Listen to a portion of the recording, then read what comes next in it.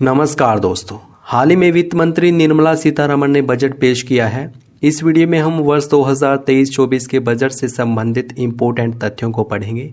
यहां से आपके एग्जाम में डेफिनेटली प्रश्न पूछे जाएंगे, तो प्लीज़ आप इस वीडियो को पूरा ज़रूर देखें। वीडियो बहुत ही ज़बरदस्त, बहुत ही शानदार होगी। चलिए शुरू करते हैं। आइए सबसे पहले बजट के बारे में जान लेते हैं। बजट क्या होता है? बजट शब्द फ्रांसीसी शब्द बॉकेट से लिया गया है, जिसका अर्थ है छोटा बैग। आम बजट एक वित्त वर्ष की अवधि के दौरान सरकार की प्राप्तियों और व्यय के अनुमानों का विवरण होता है और एक वित्त वर्ष 1 अप्रैल से लेकर 31 मार्च तक होता है। यानी कि इस अवधि के दौरान सरकार द्वारा राजस्व के रूप में कितना पैसा प्राप्त किया जाएगा और कितना पैसा खर्च किया जाएगा, इसका लेखा जोखा ही बजट कहलाता है। भारतीय संविधान में बजट शब्द का प्रयोग नहीं किया गया है, बल्कि इसके स्थान पर वार्षिक वित्तीय विवरण शब्द का प्रयोग किया गया है अनुच्छेद 112 में। बजट किसके द्वारा तैयार किया जाता है?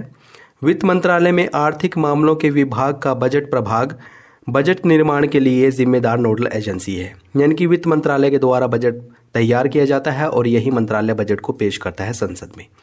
बजट प्रत्येक वर्ष फरवरी के पहले कार्य दिवस को भारत के वित्त मंत्रालय द्वारा संसद में पेश किया जाता है। आइए भारतीय बजट के इतिहास के बारे में जान लेते हैं। यहाँ से भी एग्जाम में प्रश्न बनते हैं। भारत का पहला बजट ईस्ट इंडिया कंपनी के जेम्स विल्सन द्वारा पेश किया गया था 18 फरवरी 1860 में। इसलिए जेम्स विल्सन को भारतीय बजट व्यवस्था का जनक कहा जाता है। लेकिन स्वतंत्र भारत का पहला बजट वित्त मंत्री R.K. षणमुखम चेट्टी के द्वारा पेश किया गया था 26 नवंबर 1947 में और गणतंत्र भारत का पहला बजट 28 फरवरी 1950 को पेश किया गया था जॉन मथाई के द्वारा। वर्ष 1958-59 में पंडित जवाहरलाल नेहरू आम बजट पेश करने वाले देश के पहले प्रधानमंत्री थे और इंदिरा गांधी वर्ष 1970 में बजट पेश करने वाली पहली महिला वित्त मंत्री बनी थी। उस समय वे प्रधानमंत्री थी और वित्त मंत्रालय भी उन्हीं के पास था। और उसके बाद निर्मला सीतारमण का नाम आता है। उन्होंने वर्ष 2019 में बजट पेश किया था और वे बजट पेश करने वाली दूसरी महिला वित्त मंत्री हैं। देश के पूर्व प्रधानमंत्री मोरारजी देसाई ने अब तक सबसे ज्यादा बार बजट पेश किया है। मोरारजी देसाई ने 10 बार बजट पेश किया है। वर्ष 2017 से पहले रेल बजट और आम बजट दोनों अलग अलग जारी किए जाते थे, पेश किए जाते थे। लेकिन 2017-18 में पहली बार रेल बजट और आम बजट दोनों का विलय करके पेश किए गए। वर्ष 1924 में एकवर्थ समिति की सिफारिशों के आधार पर सरकारी वित्त से रेलवे वित्त को अलग कर दिया गया था। हमें यह भी जरूर याद रखना है कि पंडित जवाहरलाल नेहरू, राजीव गांधी और इंदिरा गांधी प्रधानमंत्री के पद पर रहते हुए इन्होंने बजट पेश किया था। यानी कि ये 3 व्यक्ति ऐसे हैं जिन्होंने प्रधानमंत्री पद पर रहते हुए बजट पेश किया था। सबसे पहले पंडित जवाहरलाल नेहरू ने पेश किया था। बजट 2021 भारत का पहला पेपरलेस बजट है, जो कि निर्मला सीतारमण के द्वारा पेश किया गया था। आइए देख लेते हैं बजट किस प्रकार से पारित किया जाता है संसद में। बजट को वित्त विधेयक के रूप में पेश किया जाता है और वित्त विधेयक केवल लोकसभा में ही पेश किया जा सकता है। बजट लोकसभा में पास होने के बाद राज्यसभा के पास स्वीकृति के लिए भेजा जाता है। यदि राज्यसभा इस पर 14 दिन के अंदर स्वीकृति प्रदान नहीं करती तो बजट को पास मान लिया जाता है और फिर वित्तीय वर्ष की पहली तिथि को बजट को पूरे देश में अप्लाई कर दिया जाता है। यानी कि बजट में जो भी प्रावधान किए गए हैं उन सबको अप्लाई कर दिया जाता है 1 अप्रैल से। अब आइए बजट 2023-24 की मुख्य बातों की चर्चा कर लेते हैं। ये आपके एग्जाम के लिए बहुत ही ज़्यादा महत्वपूर्ण है। यहाँ से एग्जाम में प्रश्न बन सकते हैं, आप इसको अच्छे से पढ़ना। वित्त मंत्री निर्मला सीतारमण ने बजट पेश करते हुए कहा कि महिलाओं के लिए महिला सम्मान बचत पत्र योजना शुरू की जाएगी, जिसमें महिलाओं को 2 लाख की बचत पर 7.5% का ब्याज मिलेगा। कॉमर्शियल विवाद के निपटारे के लिए सरकार द्वारा विवाद से विश्वास 2 योजना शुरू की जाएगी और वैकल्पिक उर्वरक को बढ़ावा देने के लिए PM प्रमाण योजना शुरू की जाएगी। आप इन तीनों योजनाओं को जरूर याद रखें। PM प्रमाण योजना ये वैकल्पिक उर्वरक को बढ़ावा देने के लिए शुरू की जाएगी। विवाद से विश्वास 2 योजना कमर्शियल विवाद के निपटान के लिए शुरू की जाएगी और महिला सम्मान बचत पत्र योजना के तहत महिलाओं को 2 लाख की बचत पर 7.5% का ब्याज दिया जाएगा। वित्त मंत्री सीतारमण ने टैक्स को लेकर बड़ा ऐलान करते हुए कहा कि अब 7 लाख तक की सालाना कमाई पर कोई टैक्स नहीं देना होगा। लेकिन इससे पहले ये सीमा 5 लाख तक की थी। यानी कि पहले अगर कोई 5 लाख तक रुपए कमाता है तो उस पर टैक्स नहीं लगता था और अब ये सीमा 7 लाख रुपए कर दी गई है। अगर कोई व्यक्ति साल भर में 7 लाख रुपए कमाता है तो उस पर कोई टैक्स नहीं देना होगा। इसके अलावा टैक्स स्लैब की संख्या 7 से घटाकर 5 कर दी गई है, जो कि इस प्रकार से है। 3 से 5 लाख की इनकम पर 5% टैक्स लगेगा। 6 से 9 लाख तक 10% टैक्स। 9 से 12 लाख तक 15% टैक्स। 12 से 15 लाख तक 20% टैक्स और 15 लाख से अधिक इनकम पर 30% टैक्स लगेगा। आप ये तथ्य भी जरूर याद रखें कि वित्त मंत्री निर्मला सीतारमण ने 5वीं बार बजट पेश किया है। कारीगरों एवं शिल्पकारों को मदद देने के लिए पीएम विश्वकर्मा कौशल सम्मान योजना शुरू की जाएगी। पीएम विश्वकर्मा कौशल सम्मान योजना ये किन के लिए शुरू की जा रही है? कारीगर और शिल्पकारों के लिए। वित्त मंत्री ने कहा कि बागवानी परियोजनाओं के लिए 2200 करोड़ रुपए की रकम खर्च की जाएगी और उन्होंने कहा कि हम पर्यावरण की रक्षा के साथ ही विकास करेंगे और उन्होंने इसको नाम दिया है ग्रीन ग्रोथ।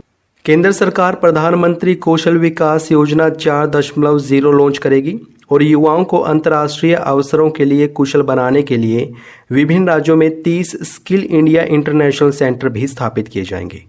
गोवर्धन स्कीम के तहत 500 नए सेंटर स्थापित किए जाएंगे और वरिष्ठ नागरिक खाता स्कीम की सीमा 4.5 लाख से बढ़ाकर 9 लाख की जाएगी।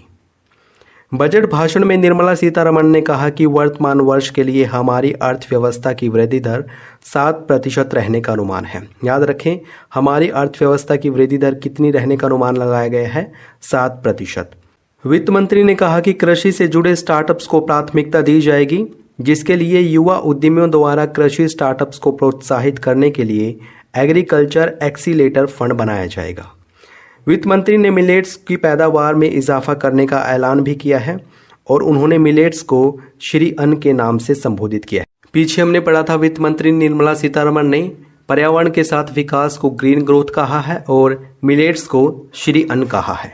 वित्त मंत्री द्वारा बताई गई बजट की 7 प्राथमिकताओं में शामिल हैं समावेशी विकास, वंचितों को वरीयता, बुनियादी ढांचे और निवेश, अक्षमता विस्तार, हरित विकास, युवा शक्ति और वित्तीय क्षेत्र। उन्होंने कहा कि बच्चों और युवाओं के लिए नेशनल डिजिटल लाइब्रेरी भी स्थापित की जाएगी। पशुपालन, डेयरी और मत्स्य पालन पर ध्यान देते हुए कृषि ऋण लक्ष्य को बढ़ाकर 20 लाख करोड़ रुपए किया जाएगा। वित्त मंत्री निर्मला सीतारमण ने यह भी कहा है कि पीएम आवास योजना के खर्च को 66% बढ़ाकर 79,000 करोड़ रुपए से अधिक किया जाएगा और अगले 3 सालों में सरकार आदिवासी छात्रों को समर्थन देने वाले 740 एकलव्य मॉडल स्कूलों के लिए 38,800 शिक्षकों और सहायक कर्मचारियों की नियुक्ति भी करेगी।